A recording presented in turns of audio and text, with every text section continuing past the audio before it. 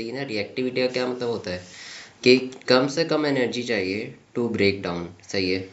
तो अगर मैं यहाँ पे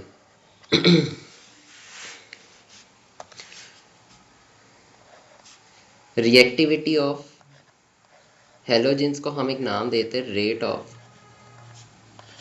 ये एक एक्सपेरिमेंट है और ये बहुत पूछा जाता है P2 में, P1 में भी। Rate of hydrolysis of halogen alkanes.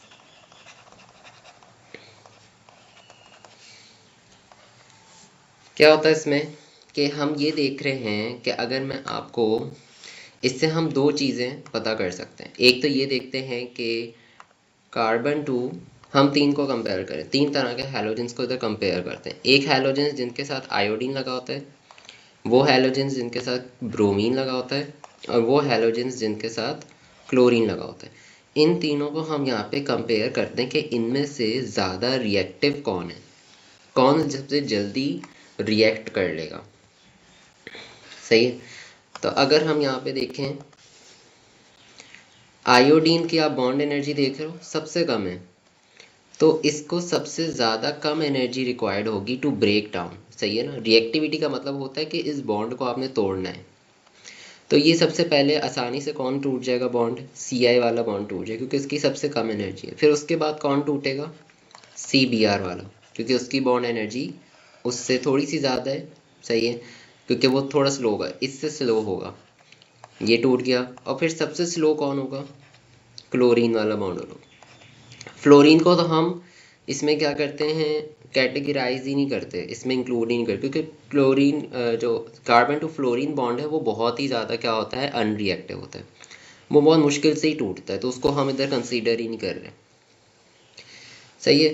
तो ग्राफ से मुझे ये समझ आ रहा है कि ये सबसे फास्टेस्ट है, ये मिड में है, और ये सबसे क्या है, स्लोवेस्ट होगा। ये चीज़ समझ आ गई। ये होता है rate of hydrolysis of halogen alkanes. आगे बढ़ूं,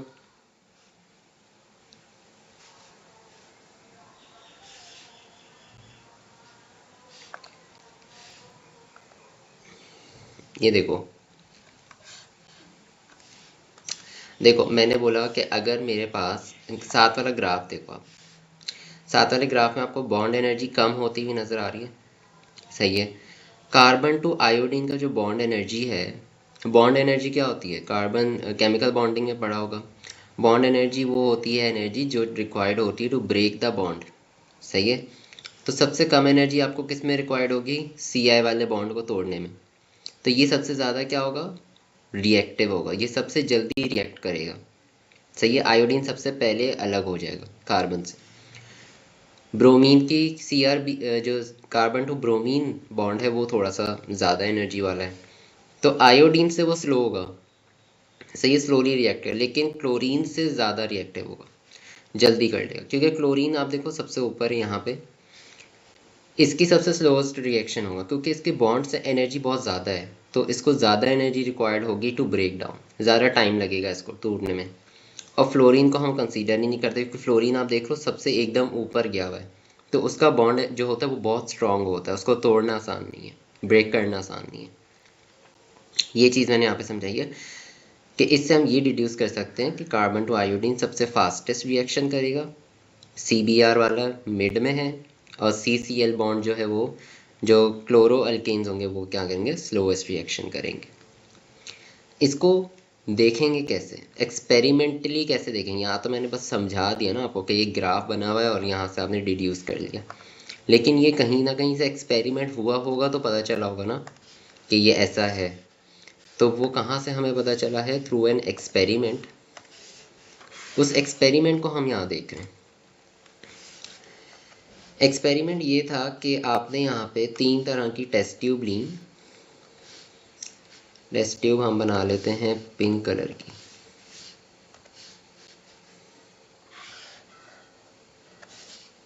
तीन में यहाँ पे क्या बना रहा हूँ, टेस्ट ट्यूब बना रहा हूँ।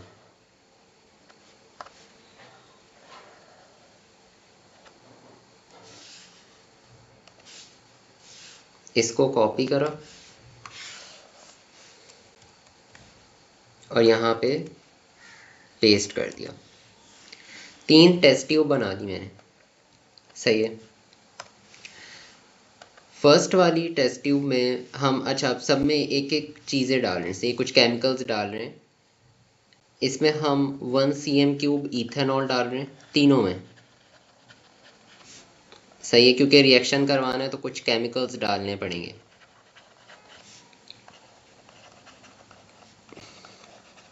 इथेनॉल हम बेसिकली इसलिए डाल रहे हैं सो दैट के रिएक्शन हो जाए सॉल्युबिलिटी के लिए। अच्छा, दूसरी चीज़ में एक इम्पॉर्टेंट कंपोनेंट है जो रिएक्शन करेगा हैलोजन अल्केन्स के साथ, वो है कौन सा? Silver nitrate, AgNO3। क्या है ये? एक्वस है। सिल्वर नाइट्रेट आप तीनों में डाल रहे हो।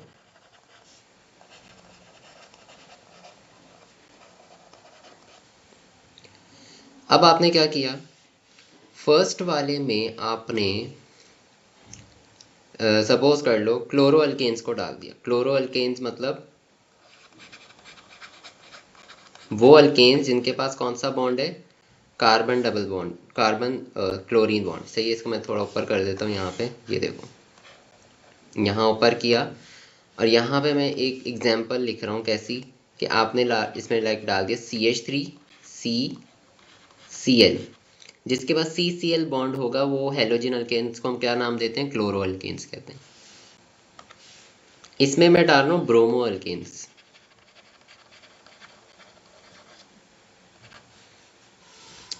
वो कैसे होंगे?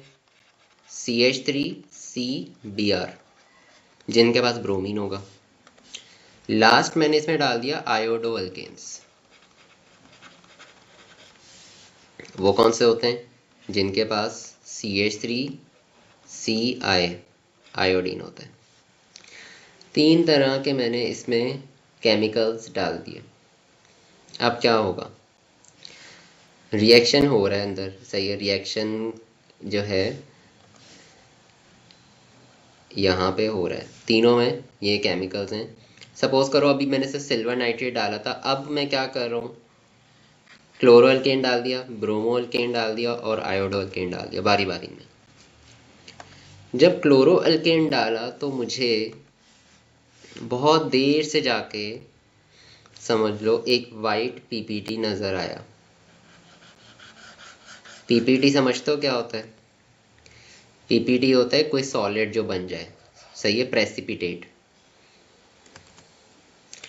फिर जब मैंने बाद में देखा, सही है, हमने रिएक्शन छोड़ दिए थे इनको, फिर थोड़ी देर बाद आके जब देखा 2-3 घंटे बाद आके, तो हमने देखा ब्रोमीन वाले जो ब्रोमो अल्केन्स था वहाँ पे मुझे क्रीम प्रेसिपिटेट नज़र आया। और जब मैं उसको देखा तो उसमें मुझे येलो प्रेसिपिटेट नज़र आया। 3 तरह के अलग अलग कलर्स के प्रेसिपिटेट मुझे नज़र आए। तो इससे मुझे क्या समझ आया कि अगर मैं कभी भी आपको 3 टेस्ट ट्यूब दे दूँ, कोई एक टेस्ट ट्यूब दे दूँ, उसमें केमिकल डाल के मैंने आपको कोई भी अल्केन दिया और मैं आपसे पूछूं भाई इसे मुझे बताओ उसमें क्लोरीन वाला अल्केन है, ब्रोमीन वाला है या आयोडीन वाला है, तो आप क्या करोगे? आप उसको AgNO3 के साथ रिएक्ट करा के मुझे बताओगे कलर से देख के। ये सर अगर उसमें ग्रीन प्रेसिपिटेट आया तो आप बता दोगे सर वो ब्रोमो अल्केन था। अगर वो येलो कलर दे रहा है तो वो कौन सा अल्केन था? आयोडो अल्केन था। और अगर वो वाइट प्रेसिपिटेट दे रहा है तो वो कैसा था? क्लोरो अल्केन था। ये चीज़ समझ आई?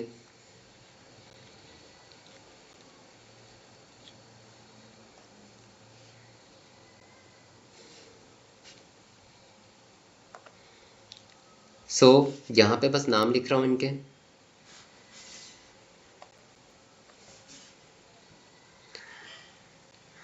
टेस्ट ट्यूब 1 में हमें क्या नज़र आया? White precipitate. अच्छा, इक्वेशन देख लेना, इक्वेशन याद रखना। इक्वेशन क्या होती है इनकी? प्रेसिपिटेट बनेगा किसका ये आपको पता होना चाहिए। ये जो वाइट प्रेसिपिटेट बन रहा है ना, ये कोई कंपाउंड ही होगा। सिल्वर जो है, आपको सिर्फ इसकी वो इक्वेशन याद रखनी है, that is the ionic equation. Silver का जो आयन है, ये जो आपने सिल्वर डाला था, इसका आयन जो है सिल्वर वाला, वो रिएक्ट करता है विथ क्लोरीन, क्लोराइड आइन था आपका, वो कहाँ से आया, यहाँ से आया। उसके साथ रिएक्ट करके क्या बनाता है, AgCl। ये AgCl जो प्रेसिपिटेट होता है, सॉलिड होता है ये, this is your aqueous, this is your aqueous, this is your solid. ये इसका कलर होता है वाइट प्रेसिपिटेट। वाइट कलर किसका है, इसका। प्रेसिपिटेट हम उनको कहते हैं जो सॉलिड होते हैं, सही है। सॉलिड जो हमें मिलता है ना पाउडर फॉर्म में या कुछ भी बन जाता है केमिकल, उसको प्रेसिपिटेट, ये इसका कलर है वाइट प्रेसिपिटेट। सेम बाकियों के लिए भी है। क्रीम प्रेसिपिटेट,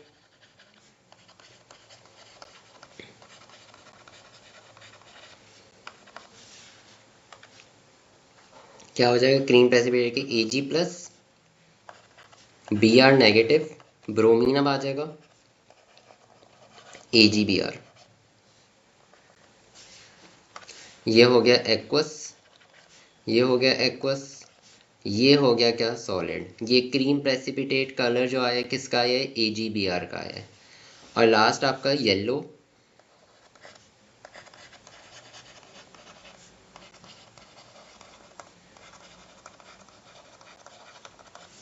ये किसका कलर है, आयोडीन वाले से आया है, AgI से।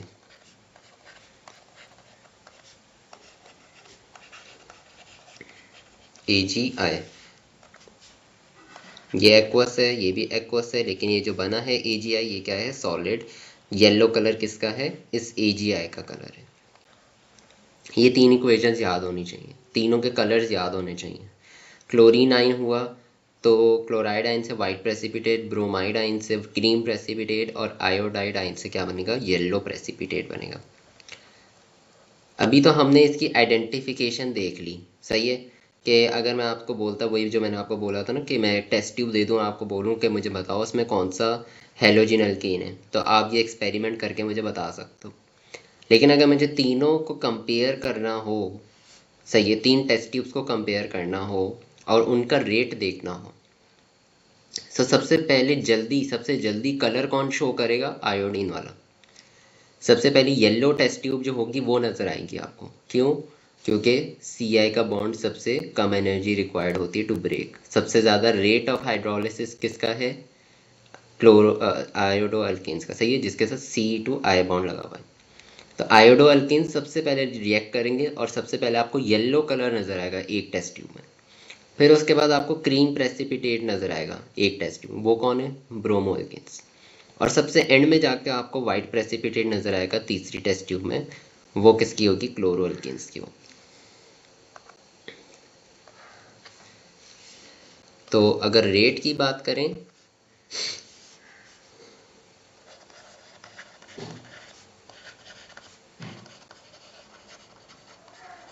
रेट ऑफ हाइड्रोलिसिस की बात करें, तो मैं यहाँ पे क्या लिखूँगा,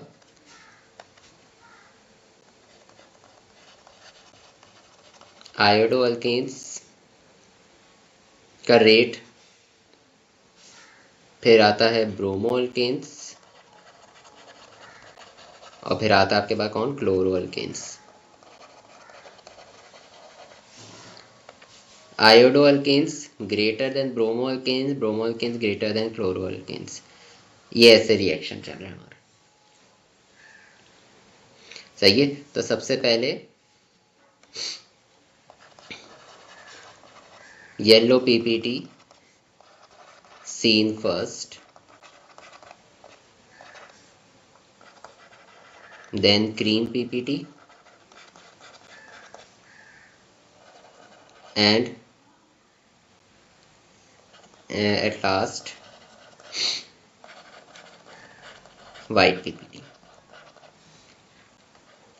तो आयोडो अल्कीन्स सबसे ज़्यादा रिएक्टिव हैं, देन ब्रोमो अल्कीन्स हैं, देन क्लोरो अल्कीन्स हैं। क्लियर हो गया, आगे बढ़ें। अब इसी से रिलेटेड एक क्वेश्चन करवा रहा हूँ, इधर ही करवा देता हूँ, ये MCQs में आया था।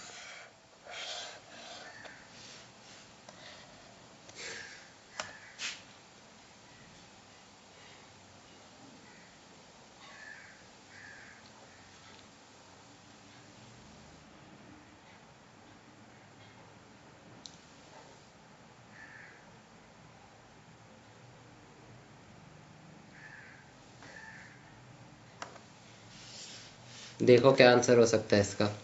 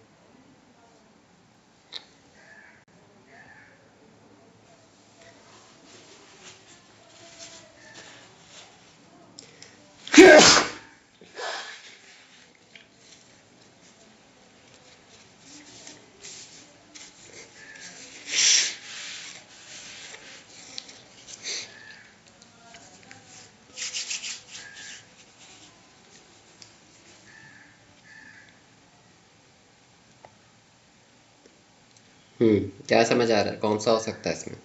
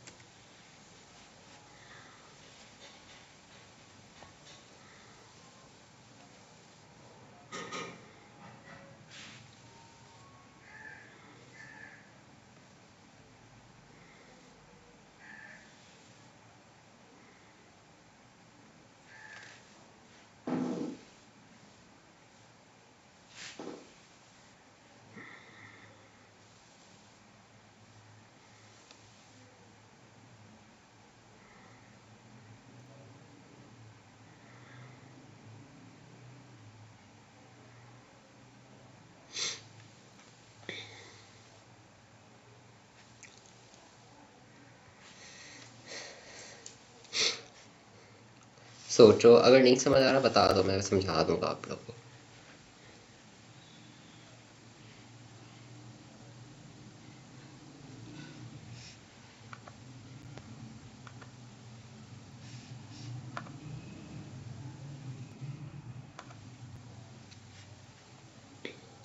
क्वेश्चन समझ आया क्या कह रहा है?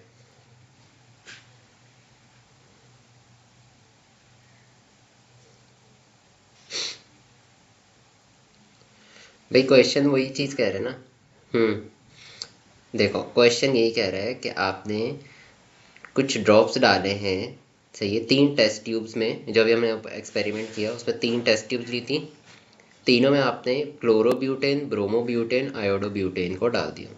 तीनों हैलोजन एल्केन्स है, तीनों को अलग अलग टेस्ट ट्यूब में डाला, जिसके अंदर ऑलरेडी क्या था, 1 cm³ of aqueous silver nitrate पहले से ही था। रिएक्शन हाइड्रोलिसिस का अकर हुआ, सही है। और यहाँ पे एक्स, ये जनरल इन्हें हेलोजन बोला है कि इसमें क्लोरीन, ब्रोमीन, आयोडीन कुछ भी हो सकता है, सही है, इसकी जगह कुछ भी हो सकता है यहाँ पे। रिएक्शन हुआ, रिएक्शन में देखो फिर से वही प्रेसिपिटेट बना है, सही। बाकी पूरा रिएक्शन देखने की ज़रूरत नहीं है, उससे आपका कोई कंसर्न नहीं होना चाहिए, आपका कंसर्न होना चाहिए इससे। अगेन क्या बना है यहाँ पे, AgX प्रेसिपिटेट बना है। Rate of formation of cloudiness, cloudiness मतलब वही जो कलर बन रहा था, was in the order RCl less than RBr less than Ri। मैंने यहाँ पे जो ऊपर लिखा था ये रेट, ये इन्होंने कैसे लिखा है, उल्टा करके लिख दिया, सही है। कि आयोडी जो क्लोरीन है सबसे लेस, सबसे स्लोएस्ट था, फिर RBr थोड़ा सा फास्ट, और Ri सबसे फास्टेस्ट।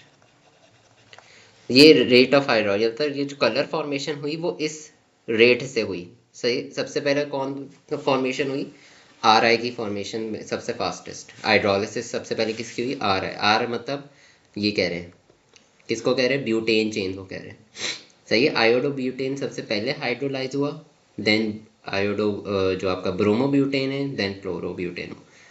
तो इसमें कह रहे हैं वाई इज दिस। तो मैंने आपको रीजन ऊपर क्या समझाया अभी, इस ग्राफ से मैंने क्या रीजन समझाया था, बॉन्ड एनर्जी का। सही है, the bond energy of R X decreases from R C L to R I. मतलब बॉन्ड एनर्जी अगर डिक्रीज हो रही थी, जैसे आपने देखा था ना, यूं डिक्रीज हो रही थी, आर सी एल की सबसे ज़्यादा, फिर आर बी आर की, फिर आर आई की सबसे कम। तो सबसे कम एनर्जी थी इसकी, तो सबसे पहले हाइड्रोलाइज ये खुद हुआ। सही है, हाइड्रोलाइज मतलब हाइड्रोलाइज नेम देने, वो कह रहे हैं रिएक्शन सबसे पहले कौन करेगा। तो रिएक्शन वही करते हैं ना सबसे पहले जिनकी एनर्जी सबसे कम होती है, बॉन्ड एनर्जी, जिनको तोड़ना आसान होता है। फिर उसका आर बी आर रिएक्ट करेगा, फिर उसके बाद आर सी एल रिएक्ट करेगा एंड में जाके। दैट इज वाई इसका आंसर डी है। बाकी सब एम ही से लिखे हुए हैं, जब भी आपको नजर आ जाए ना बॉन्ड एनर्जी, बस समझ जाओ वही आंसर इसका। क्योंकि रेट ऑफ रिएक्शन किस पे डिपेंड कर रहा है, इधर बॉन्ड एनर्जी पे डिपेंड कर रहा है। समझ आया।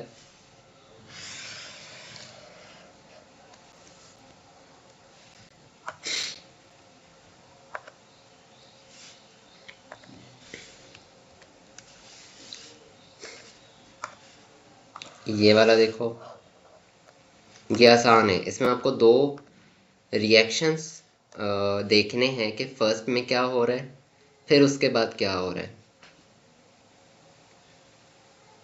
वो कंपाउंड से ही पहचान लेना है। पहले डबल बॉन्ड था, फिर उसकी जगह क्या आ गया यहाँ पे, आई भी आ गया और एच भी एक आ गया ना, मतलब सही है, एच टू और हो गया, वो हो गया। और तो ये क्या होता है, मैकेनिज्म कौन सा था ये, एडिशन तो सही कह रहे हो। हमने अभी तक हमने पढ़ा ही कौन सा एडिशन है, इलेक्ट्रोफिलिक। सही है, इलेक्ट्रोफाइल हमेशा याद रखना, डबल बॉन्ड पे कौन आता है हमेशा, इलेक्ट्रोफाइल आता है। तो हम्म, नहीं न्यूक्लियोफिलिक एडिशन नहीं है, न्यूक्लियोफिलिक एडिशन हमने पढ़ा नहीं है। डबल बॉन्ड में हमेशा इलेक्ट्रोफाइल आता है। कौन सी,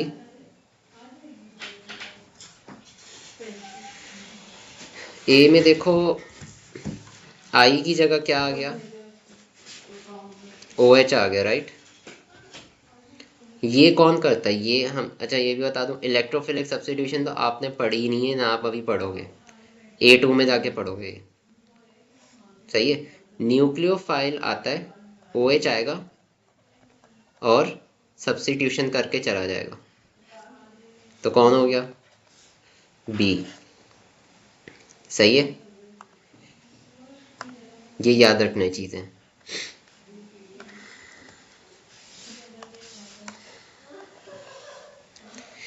इसमें क्या कह रहे हैं, 1,2-डाई-ब्रोमो 3-क्लोरोप्रोपेन DBCP has been used in the control of earthworms in agriculture land. What would be the best synthesis? Synthesis का मतलब होता है फॉर्मेशन, इसको बनाओगे कैसे इस कंपाउंड को, बेस्ट सिंथेसिस कौन सा होगा इस कंपाउंड का, मतलब जो आसानी से हो जाए। पहले तो इस कंपाउंड को बना के देखो खुद, प्रोपेन की चेन बनाओ, उस पर 1,2 पे ब्रोमीन लगाओ दो, और 3 पे क्या लगा दोगे, क्लोरीन लगा दोगे। फिर इनमें से चेक करो कौन सा आसान तरीका है जिससे आपको आसानी से ये DBCP मिल जाएगा जब आप उसको बनाने की कोशिश करो। बहुत आसान है अगर आप ध्यान से देखो उसको।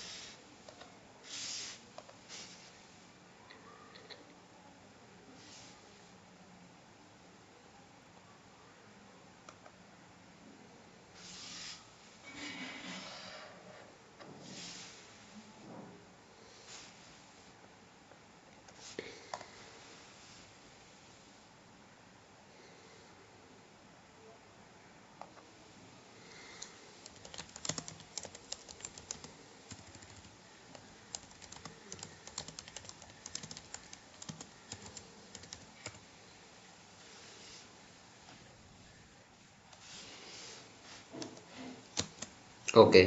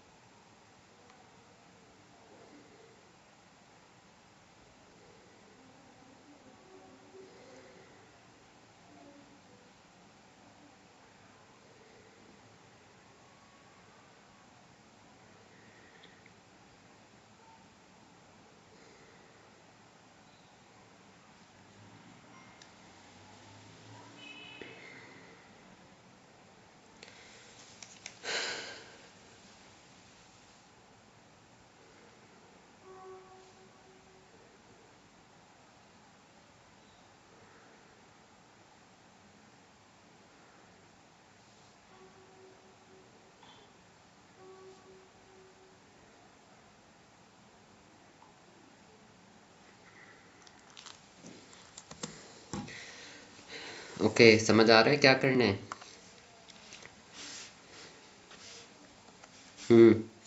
पहले आपने इसको बनाया प्रोपेन को,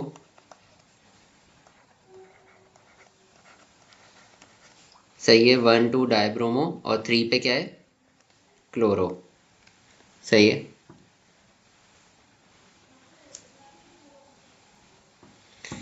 अब इसमें क्या करोगे, कह रहे हैं आपने ये कंपाउंड बनाना है। तो अगर आप ए को देखो, ए में क्या करेंगे, बी आर को सब्स्टिट्यूट करवा रहे हैं, सही है, एच को सब्स्टिट्यूट करा के बी आर को लेके आ रहे हैं इसमें। तो ये मुश्किल है, सही है, it is not that easy.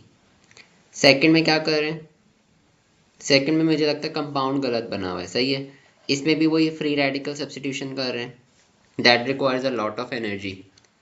Third देखो आसान है, थर्ड में बस क्या कर रहे हैं, डबल बॉन्ड है और आगे ये सी एल लगा हुआ है यहाँ पे, इसके साथ अब बी आर टू ऐड करा और क्या बना दिया, डी पी सी पी, यानी ये डबल बॉन्ड हटा के बी आर और बी आर लगा दिया। This is the best synthesis, ये वो सबसे आसान सिंथेसिस है जिससे आप आसानी से ये बना सकते हो।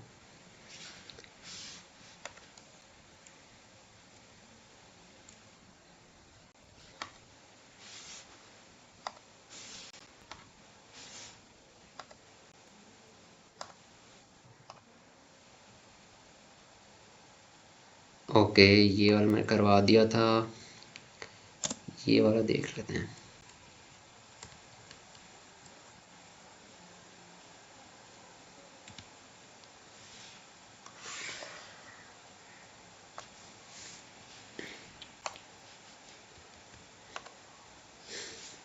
रिकॉर्डिंग्स आप लोग देख लो, वीडियो पे प्लेलिस्ट में अपलोड हैं, साथ साथ रिवाइज करो, आगे इससे भी मुश्किल ऑर्गेनिक कभी आएगी, अल्कोहल्स और एल्डिहाइड्स वगैरह, उससे पहले कर लो।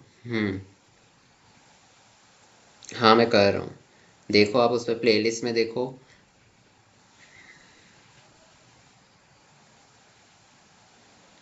हो जाएगा, लेकिन आप देख लो, लेकिन लाइक वो टाइम आपको 2 दिन लगेंगे, अगर आप फ्री हो पूरा दिन तो देख सकते हो, साथ साथ प्रैक्टिस करो, सही है, लिख के प्रैक्टिस करोगे तो कर पाओगे। हाँ सिर्फ सुनोगे, अगर देखो सिर्फ सुनोगे ना तो सुनने से नहीं चलेगा।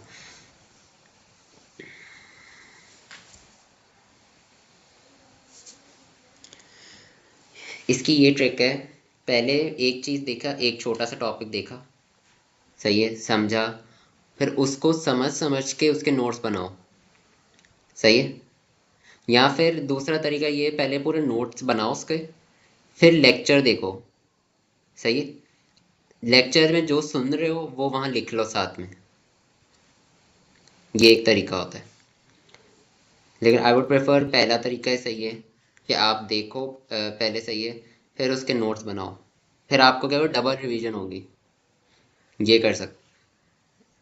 साथ साथ में नोट्स बनाओगे सुनते हुए तो कोई उसका फायदा नहीं होगा, बस आप लिख रहे होगे, आप सुन नहीं रहे होगे। ओके, अच्छा अब ये वाला ट्राई करो।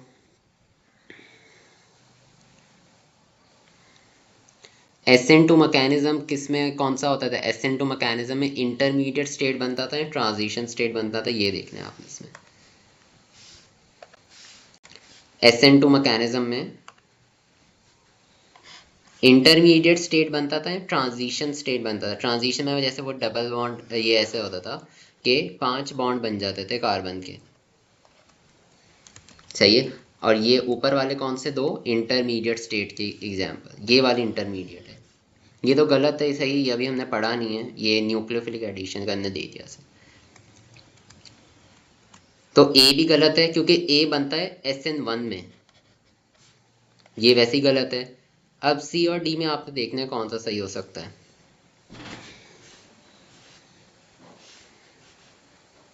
फर्क क्या है दोनों में, ये देखो।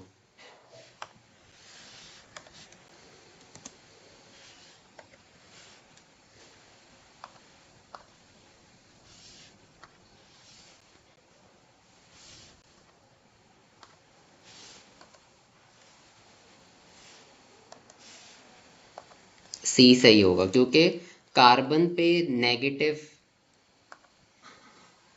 नेगेटिव पार्शियल चार्ज नहीं आता, ये गलत है। नेगेटिव इन दोनों पे ही आएगा।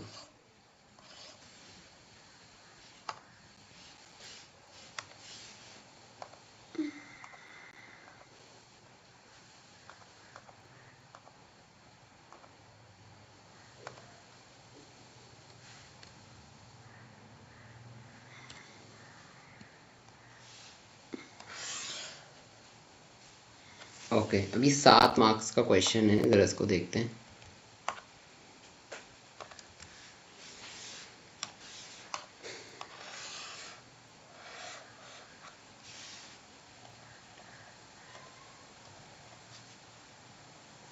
इसको ट्राई करो, इसमें आपने क्या करना है, रिएक्शंस को बनाना है इसमें।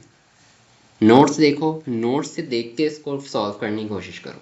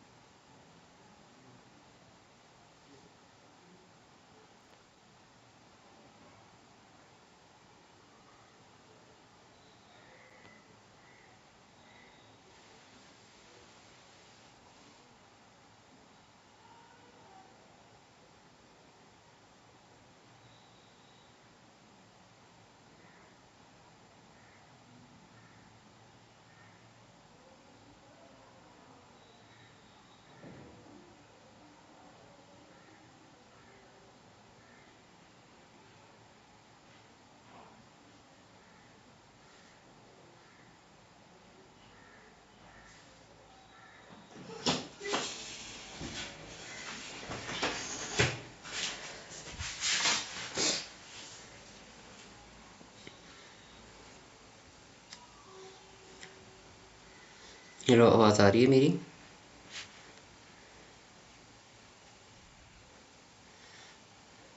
ओके, मेरा शायद मीट हैंग हो गई थी। सो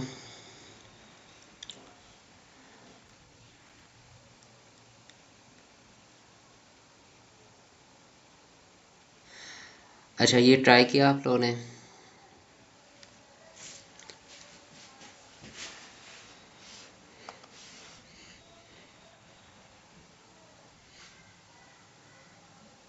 सॉरी, क्या के?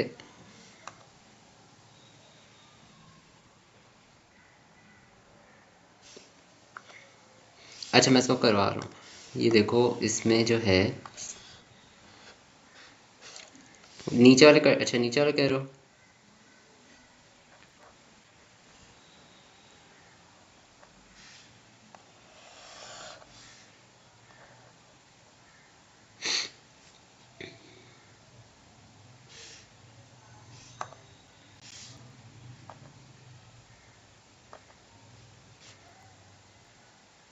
ओके, रेहान कहाँ है? रेहान आप हो?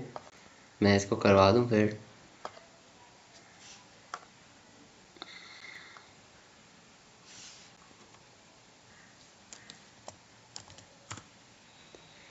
चलो, इसको देख लो।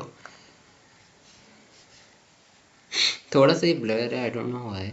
CH3 CH2 है, डबल बॉन्ड है बीच में। सबसे पहले आपने इसमें Br2 ऐड किया तो क्या होगा? CH3 Br, आपको पता है ना, डबल बॉन्ड के यहाँ पे Br और Br ऐड हो जाएंगे, तो ये बन जाएगा CH Br and CH2 Br। सही है। दोनों में आपने Br और Br को ऐड कर दिया।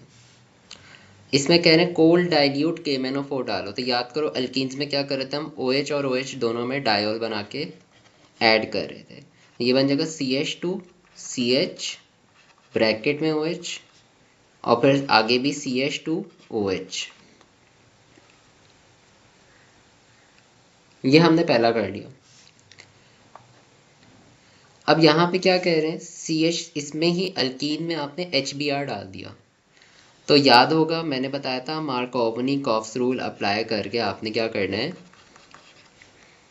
H उधर ऐड करना है जहाँ ऑलरेडी H ज़्यादा है, और Br कहाँ ऐड कर दोगे? इस कार्बन पे। तो ये बन जाएगा CH3CH Br CH3। सही है, वो आगे CH3 बन जाएगा। अब KCN इन एक्वस इथेनॉल या हेलोजन अल्केन का याद होगा, जिसमें साइनाइड आयन आके सब्स्टिट्यूट हो जाएगा। ये बन जाएगा CH3CH, यहाँ पे क्या आ जाएगा? CN, और आगे फिर से CH3। यहाँ पे NH3 इन एन एक्सेस है, तो क्या बन जाएगा? यहाँ पे CH3CH, यहाँ पे आ जाएगा NH2 और CH3। सही है। NH2 यहाँ पे आके सब्स्टिट्यूट, ये हम बस क्या कर रहे हैं? सब्स्टिट्यूशन कर रहे हैं। Br की जगह साइनाइड लगा दिया और यहाँ पे NH2 लगा दिया, बस सब्स्टिट्यूशन हो रही हैं।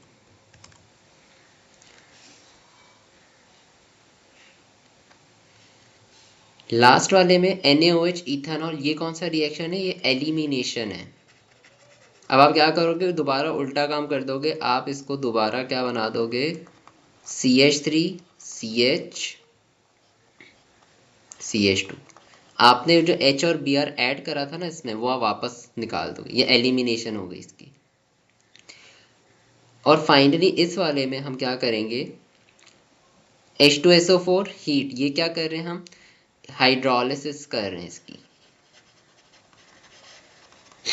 कौन सी वाली? Acidic hydrolysis. एसिड है ना ये H2SO4, हीट अंडर रिफ्लक्स। ये क्या करता है? साइनाइड आयन को कार्बोजिलिक एसिड बना देता है। ये है। यहाँ पे ब्रैकेट में क्या आ जाएगा? COOH और आगे CH3। इसने इसको क्या बना दिया? कार्बोजिलिक एसिड बना दिया। That is a whole reaction. समझ आया?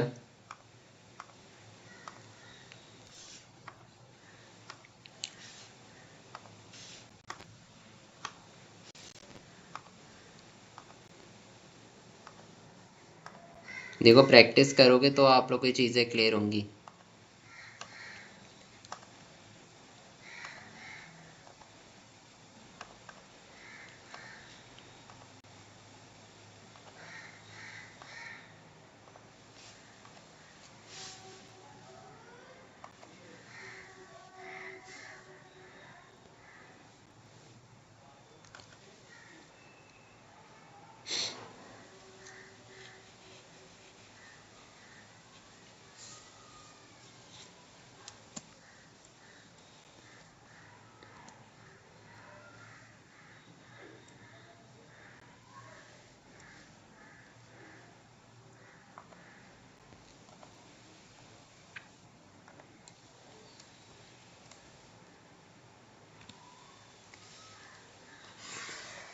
एक और एमसीक्यू करते हैं।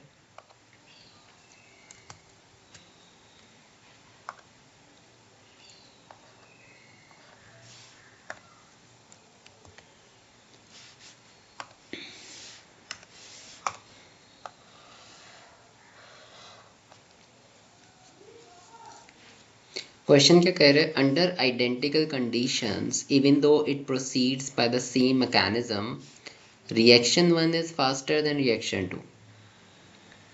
Reaction 1 is faster than reaction 2. What factor will explain this result?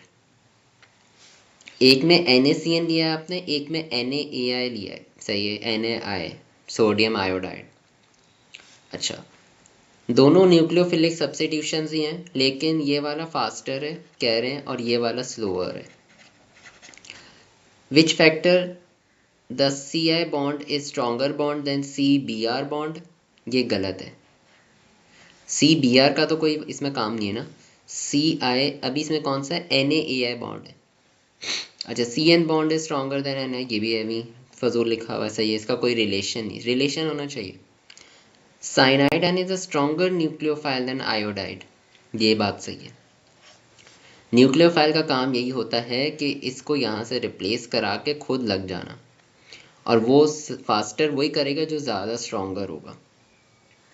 That is why cyanidine is a stronger nucleophile than the iodine.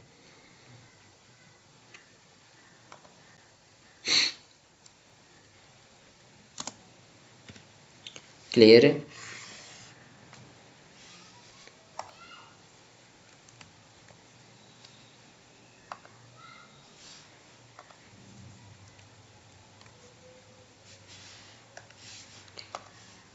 ये वाले देख लो।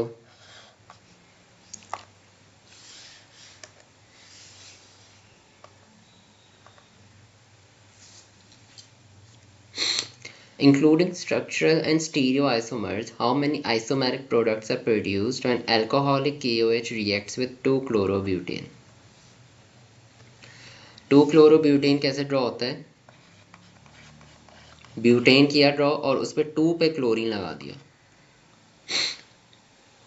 इथेनॉलिक KOH का मतलब है ये वही वाला रिएक्शन है जिसको हम कह रहे थे एलिमिनेशन, सही है। इसमें क्या होगा, जो साथ में दो तरफ H लगा हुआ है, हम यहाँ पे ये डिसाइड करेंगे कि दोनों में किस तरफ एलिमिनेशन हो सकती है, तो दोनों ही सही होंगे। कि आप क्या करो, दो तरह के प्रोडक्ट्स इसमें बनाओगे,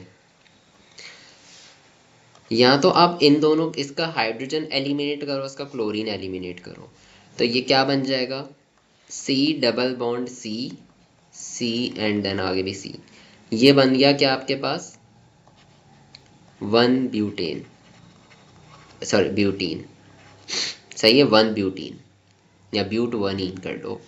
और सेकंड में क्या करोगे, इस कार्बन का क्लोरीन एलिमिनेट किया, इसका हाइड्रोजन एलिमिनेट किया,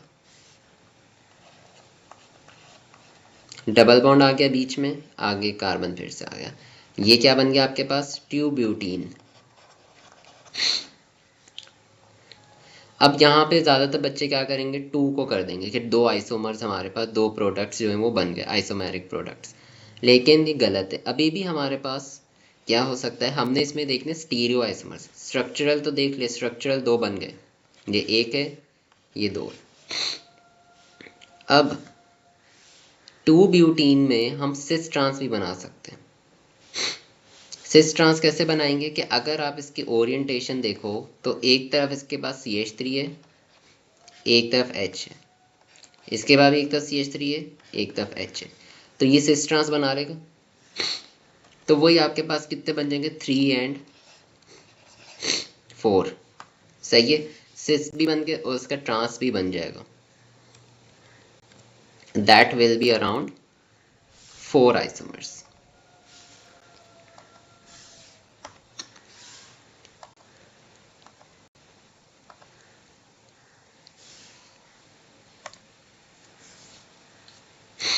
अच्छा, और इसमें एक और गलती करते हैं कि बच्चे जैसे 4 कर लिया आपने। देखो एक इसमें जो है ना, आप सिस बना लोगे तो उसको ही आप 2 ब्यूटीन समझो। सही है, 2 ब्यूटीन एक को ही समझो, मतलब सिस कर लो। फिर तीसरा जो होगा ना वो ट्रांस होगा आपका, बस। तो हमने कितने बनाए, एक ब्यूट वनीन बनाया, एक हमने सिस ब्यूटीन बनाया और एक ट्रांस ब्यूटीन बनाया। 3 कर लो। 3 तरह के आइसोमर्स हमने इसमें बना लिए।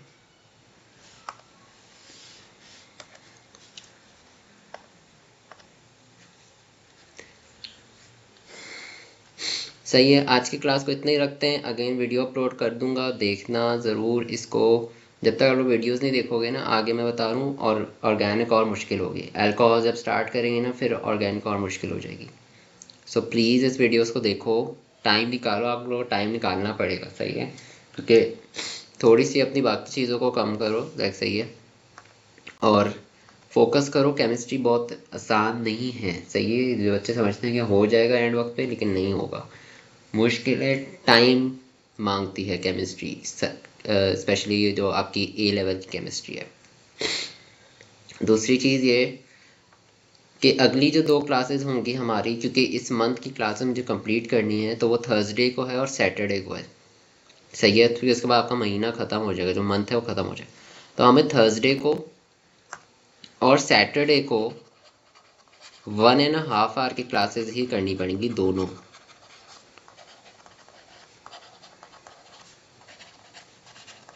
सही है, फिर से क्या होगा, कोई भी कंपनसेशन क्लास नहीं रहेगी, सारी क्लासेस कंप्लीट।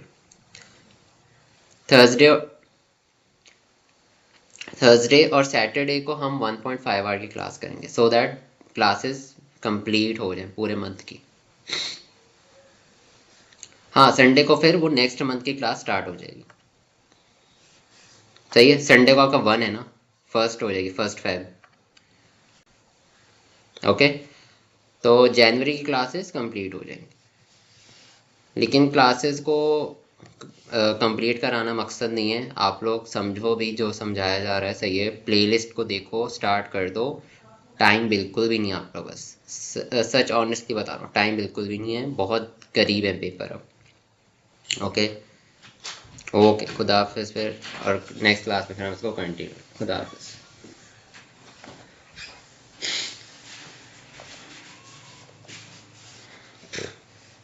मैं आई हूँ तो चिड़चिड़ा गई है, खुदा जल्दी